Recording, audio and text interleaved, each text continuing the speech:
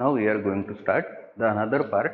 The part is packaging of hereditary material.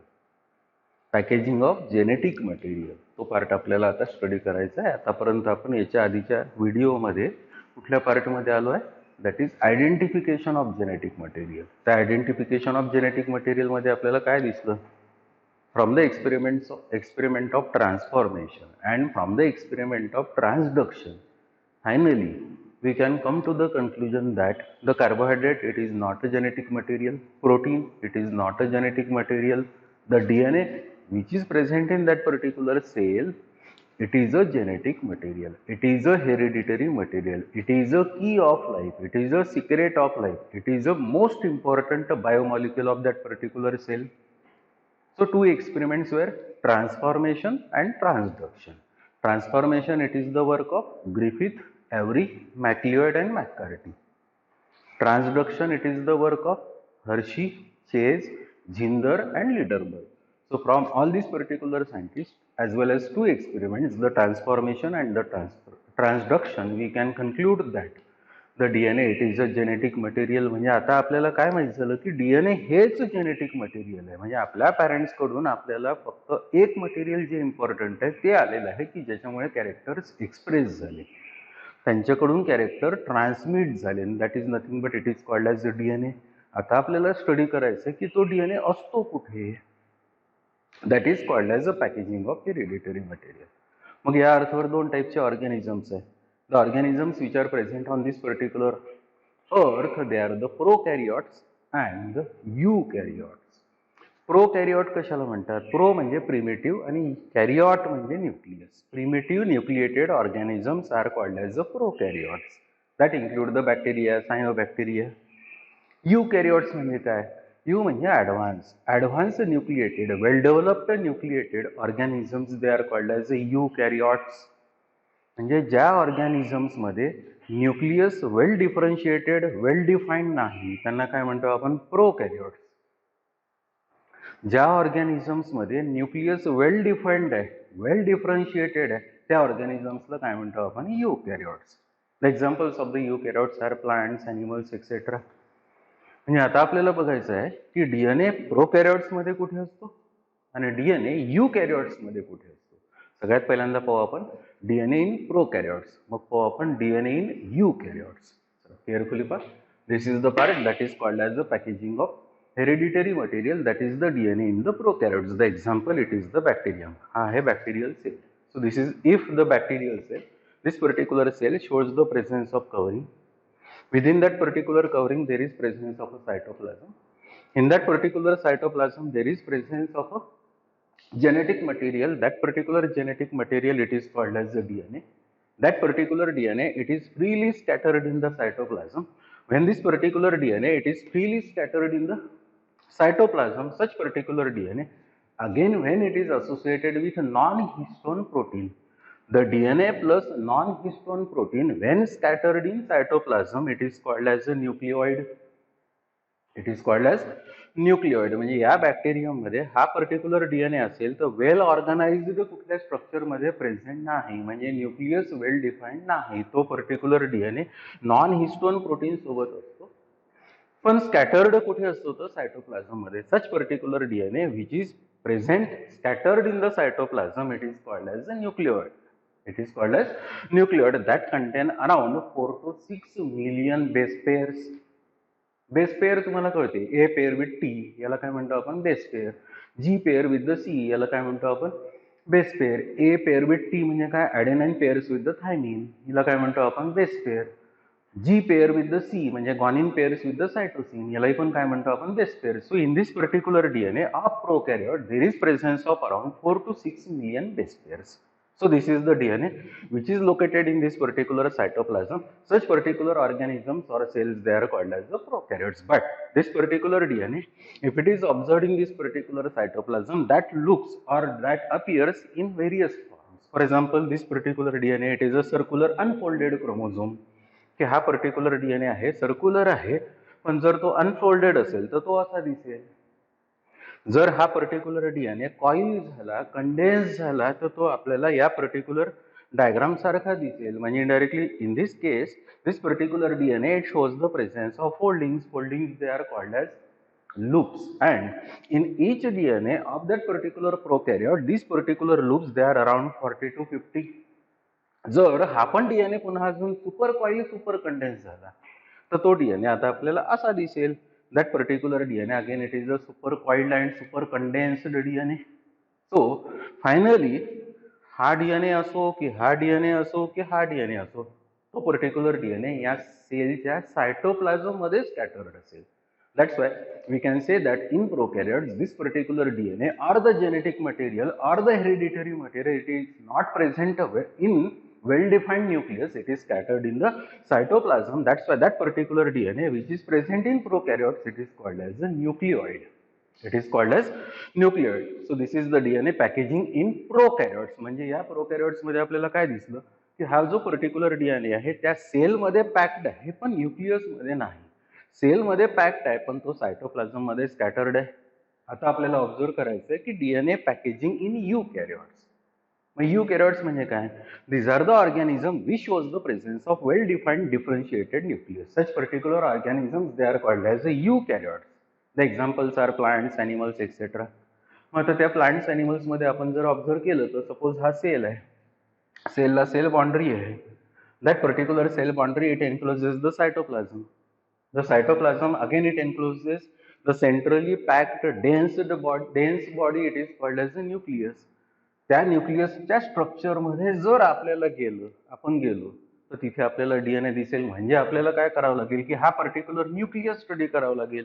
म्हणून हा nucleus मी बाहेर ड्रॉ केला आणि त्या न्यूक्लियसच्या स्ट्रक्चर मध्ये आपल्याला आता कुठेतरी डीएनए दिसेल.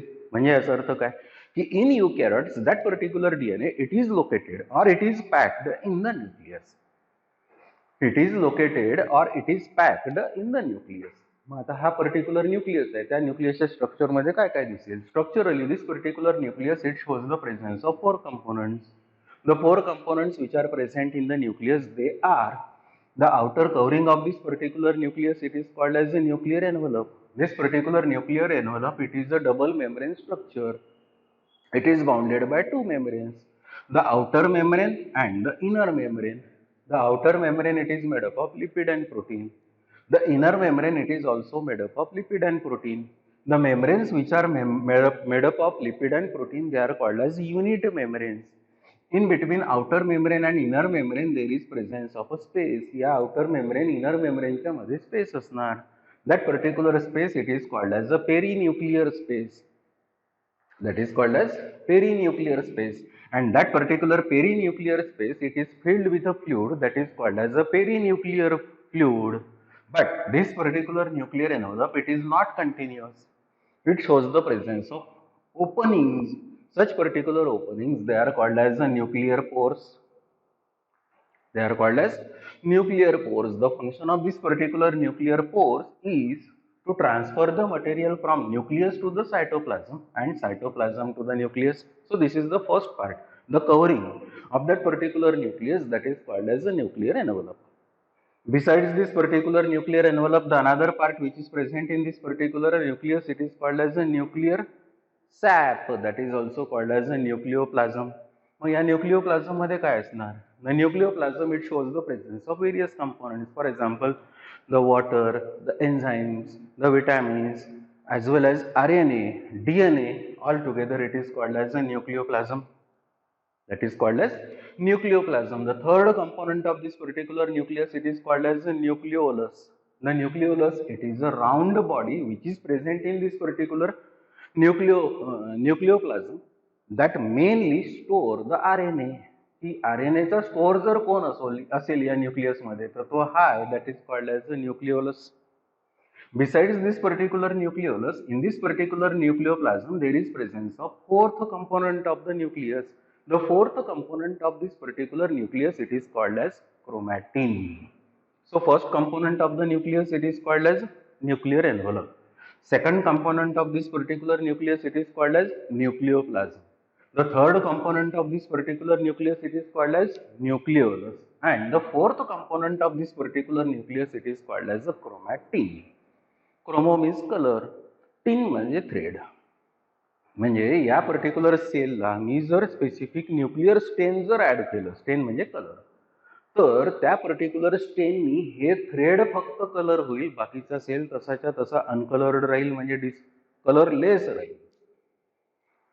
तसा जर थ्रेड असेल तर दॅट पर्टिक्युलर थ्रेड व्हेन स्टेन विथ द न्यूक्लिअर स्टेन, that particular thread it is called as a chromatin. आता हा क्रोमॅटिन आपल्याला स्टडी करायचा आहे, कारण अजून आपल्याला डीएनए दिसला नाही. न्यूक्लिअर एन्व्हलपमध्ये डीएनए नाही, न्यूक्लिओप्लाझममध्ये पण डीएनए नाही, न्यूक्लिओलसमध्ये डीएनए नाही. मग आता आपल्याला क्रोमॅटिन पाहावं लागेल. मग क्रोमॅटिन काय? The chromatin, it is a thread-like structure which is present in this particular nucleus, which is observed at interphase of the cell division. की हा जो पर्टिक्युलर थ्रेड आहे, ज्याला आता आपण क्रोमॅटिन म्हणतो, हा पर्टिक्युलर क्रोमॅटिन थ्रेड सारखा स्ट्रक्चर आहे, जो त्या पर्टिक्युलर सेल डिव्हिजनच्या एका स्टेजमध्ये, फेजमध्ये दिसतो. That is called as interphase. But when this particular chromatin at interphase, if it is observed under electron microscope, under electron microscope, this particular chromatin, it looks like a beads on a string. It looks like a beads on a string. म्हणजे indirectly हा chromatin मला इथे सरळ दिसून राहिला, पण हाच particular chromatin मी आता इलेक्ट्रॉन मायक्रोस्कोप मध्ये जर पाहिला तर या पर्टिक्युलर क्रोमॅटिन मध्ये मला असे बीड्स दिसतात, आणि त्या बीड्सला लागून लागून लागून लागून थ्रेड म्हणजे स्ट्रिंग दिसतो. So under electron microscope this particular chromatin in interface, it looks like a beads on a string. That particular beads on a string like structure which is observed under electron microscope in interphase, it is called as a chromatin. मग आता आपल्याला observe करायचं आहे की या particular chromatin मध्ये कशाला बीड म्हणायचं आणि कशाला स्ट्रिंग म्हणायचं. The bead which is present in this particular chromatin, it is nothing but it is called as a histone octamer. It is called as histone octamer, and the string which is present in this particular chromatin, it is nothing but it is a DNA.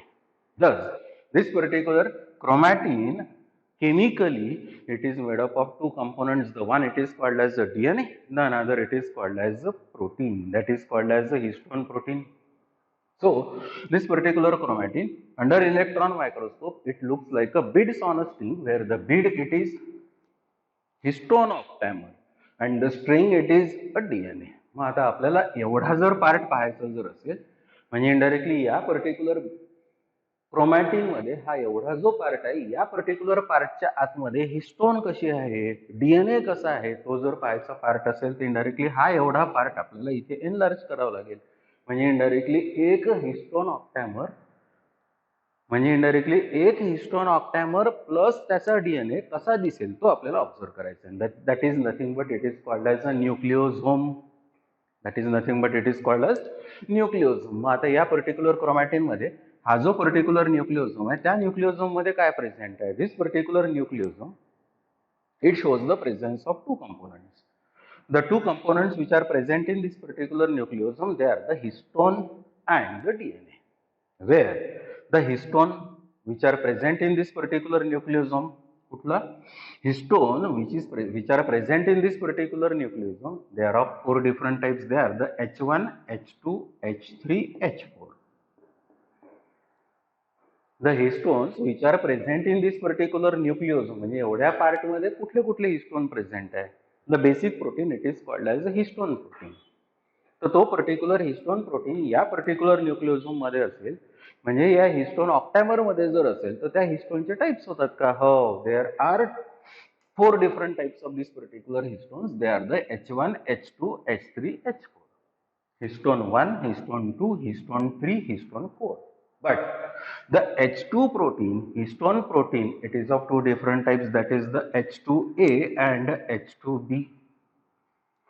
H1 चे types होणार नाही, H3 चे types होणार नाही, H4 चे पण types होणार नाही, पण H2 histone protein, it is of two different types, that is the H2A and H2B.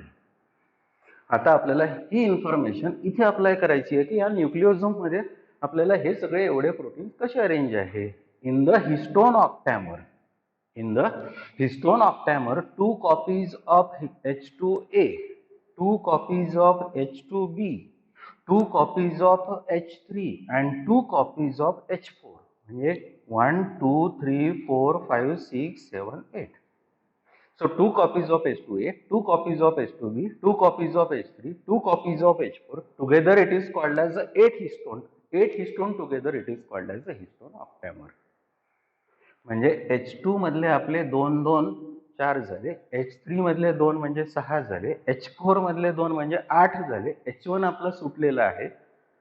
So all these particular 8 histone proteins together it is called as a histone octamer, and on this particular histone octamer the DNA forms the 2 turns. हा जो particular DNA आहे या particular DNA ने या particular histone ऑक्टॅमर वर 2 turn घेतलेले आहे. So on this particular histone octamer the DNA forms 2 turns, and that particular DNA which forms the 2 turns on this particular histone octamer is called as a wrapping DNA. म्हणजे हा जर histone ऑक्टॅमर असेल तर या histone ऑक्टॅमर वर हा जर DNA असेल तर एक टर्न घेईल, दुसरा टर्न घेईल आणि बाहेर निघेल. जर 2 टर्न घेणारा डीएनए असेल तर that particular DNA it is called as a wrapping DNA. That is called as wrapping DNA, and when this particular DNA it come out of this particular histone octamer, this particular DNA it joins with the remaining histone that is called as H1. That particular DNA it is called as linker DNA. That is called as linker DNA. So linker DNA it is associated with the H1, and the wrapping DNA it is associated with the histone octamer, and the histone octamer plus H1 plus wrapping DNA plus linker DNA together it is called as a nucleosome. Together it is called as a nucleosome, and it is considered or it is believed that this particular DNA which is present in that particular nucleosome it is called as unit of heredity. It is called as unit of heredity. मग आता हा एक न्यूक्लिओझोम झाला म्हणजे एवढा. हाच न्यूक्लिओझोम पुढे जर कंटिन्यू होत असेल तर हा second nucleosome, third nucleosome, fourth nucleosome, fifth nucleosome असं करत करत एक फायबर तयार होईल. So many nucleosomes they form the fibre. That particular fiber it is called as a nucleosome fiber, where the diameter of this particular nucleosome fiber it is around 10 nanometer. But this particular nucleosome fiber which is present in that particular nucleus or that particular chromatin it again undergo coiling and condensation. हा particular fiber जर आता coiling condensation मध्ये गेला, coiling condensation मध्ये गेला म्हणजे coil झाला, condense झाला, तर there is formation of a thick fiber where the diameter of that particular fiber it is around 30 nanometer. That particular fiber it is called as a solenoid fiber. That is called as a solenoid fiber, and this particular solenoid fiber later it is called as a chromatin fiber. And when that particular chromatin fiber म्हणजे हा chromatin fiber when it undergo coiling and condensation again, super coiling and super condensation again, that forms the chromosome at the metaphase. म्हणजे हा chromatin तुम्हाला असा दिसेल interphase मध्ये, पण interphase पासून प्रोफेज असते, प्रोफेज नंतर मेटाफेज असते, इंटरफेज नंतर मेटाफेज मध्ये जाईपर्यंत तो पर्टिक्युलर क्रोमोझोम कॉइल होतो, कंडेन्स होतो, सुपर कॉइल होतो, सुपर कंडेन्स होतो. मेटाफेज मध्ये आता आपल्याला त्याला क्रोमॅटिन नाही म्हणतायत, त्याची लेंथ कमी झाली असते, रॉड सारखा असतो, त्याला म्हणतो आपण क्रोमोझोम. म्हणजे क्रोमॅटिन आणि क्रोमोझोम गोष्ट एकच. फक्त chromatin it is observed in interphase and chromosome it is observed at metaphase. Chromatin it is a loosely coiled structure, chromosome it is a super coiled and super condensed structure. So this particular nucleosome when arranged linearly that forms the fiber. That particular fiber it is called as nucleosome fiber. This particular nucleosome fiber again it undergo coiling and condensation, super coiling and super condensation, that forms a thick fiber that is called as solenoid fiber. And this particular solenoid fiber it represents the chromosome. But this particular chromatin, हे जे chromatin आहे ज्याचं आपण structure आता study करतो आहे, this particular chromatin when it looks or when it is observed under electron microscope, this particular chromatin it appears in two forms. It appears in two forms. Some part of that particular chromatin it is highly coiled, highly condensed, super coiled, super condensed. That particular part of that particular chromatin it is called as a heterochromatin. But this particular heterochromatin it is not a transcriptional active part of chromatin. की हा जर क्रोमॅटिनचा part असेल म्हणजे हा thread आहे, हा particular thread आपण जर आता इथे ऑब्झर्व केला तर या पर्टिक्युलर क्रोमॅटिनमध्ये काही असा पार्ट आहे की जो खूपच कॉइल्ड असतो, खूपच कंडेन्स असतो, सुपर कॉइल्ड असतो, सुपर कंडेन्स असतो, पण तो ट्रान्सक्रिप्शनली ऍक्टिव्ह नसतो, म्हणजे त्याच्याकडून mRNA तयार होत नाही. That particular part of that chromatin it is called as a heterochromatin, but some part of that particular chromatin it is loosely coiled, loosely condensed. That particular part of that chromatin it is called as a euchromatin, and this particular euchromatin it is a transcriptionally active part of that particular chromatin. म्हणजे हा जो euchromatin part आहे हा transcription मध्ये जातो, mRNA तयार होतो. जर mRNA तयार होत असेल तर प्रोटीन सिंथेसिस मध्ये तो इन्व्हॉल्व होतो, म्हणजे इनडायरेक्टली हा एवढा जो पार्ट आहे तो कॅरेक्टर डिटर्मिनेशन साठी, एक्सप्रेशन साठी इम्पॉर्टंट आहे. हा जो पर्टिक्युलर पार्ट आहे हेटेरोक्रोमॅटिन तो कॅरेक्टर डिटर्मिनेशन, एक्सप्रेशन साठी इम्पॉर्टंट पार्ट नाही. म्हणून transcriptionally inactive part of the chromatin it is called as a heterochromatin, and transcriptionally active part of this particular chromatin it is called as a euchromatin. But the heterochromatin and euchromatin together it is called as a chromatin, आणि हा chromatin आपल्याला इथे दिसतो. So at interphase the thread like structure which is present in this particular nucleus it is called as a chromatin. But the same chromatin at metaphase, for example, if it is observed, that again show supercoiling and supercondense. That supercoiled and supercondensed part of this particular chromatin at metaphase it is called as a chromosome. At metaphase it is called as chromosome. म्हणजे indirectly आपल्याला प्रोकॅरियोट्स मध्ये तो DNA कुठे pack दिसला. In prokaryotes this particular DNA it is packed in the cell or it is packed in the cytoplasm. It is present or associated with a non-histone protein that is called as a nucleoid. But in eukaryotes the DNA it is packed in the definite structure. That definite structure it is called as a nucleus. म्हणजे indirectly in prokaryotes the nucleus is absent. In eukaryotes the nucleus is present. In prokaryotes the DNA is located or packed in the cytoplasm. In eukaryotes the DNA it is packed or located in the nucleoplasm, not the cytoplasm. Basically that particular DNA in eukaryotes it is located or it is packed in the nucleus. So this is the part that is called as packaging of hereditary material or packaging of genetic material in prokaryotes and packaging of hereditary or genetic material in eukaryotes. पण carefully तुम्ही हे observe केलं असेल तर एकच गोष्ट दिसते की हेरेडिटरी मटेरियल और जेनेटिक मटेरियल इन प्रोकॅरियोट्स और eukaryotes is nothing but it is a DNA. The hereditary or genetic material which is present in prokaryotes or eukaryotes which expresses the character and transmit the character from one generation to the next, it is nothing but it is called as a DNA. That is called as DNA. That is called as a deoxyribonucleic acid. मग याच्या पुढचा जो part राहील तो राहील आपला structure of DNA. म्हणजे DNA आपल्याला स्टडी करायचं आहे प्रोकॅरियोट मधला, डीएनए आपल्याला स्टडी करायचं आहे यूकॅरियोट मधला. पॅक कुठे असतो हे आपल्याला आता माहित झालं की प्रोकॅरियोट्स मध्ये तो कुठे पॅक असतो, तो स्कॅटर्ड असतो सायटोप्लाझम मध्ये.